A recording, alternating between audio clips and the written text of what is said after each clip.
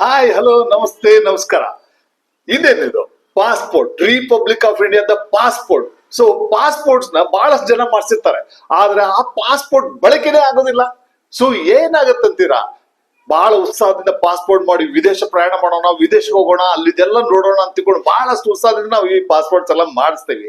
ಮಾಡಿಸಿ ಆಮೇಲೆ ಏನಾಗತ್ತಪ್ಪ ಅಂದ್ರೆ ಮಾಡೋಣ ಪ್ರಯತ್ನ ಮಾಡಿ ಅರ್ಧಕ್ಕೆ ಬಿಟ್ಟು ಬಿಡ್ತೀವಿ. ಹಾಗಿದ್ರೆ ಮುಂದೆ ಏನಾಗುತ್ತೆ? ಪಾಸ್ಪೋರ್ಟ್ ಎಕ್ಸ್ಪೈರ್ ಆಗುತ್ತೆ. ಎಕ್ಸ್ಪೈರ್ ಆಗ್ಬಿಡ್ತಾ? ಸೊ ವಿದೇಶಕ್ಕೂ ಹೋಗ್ಲಿಲ್ವೇ?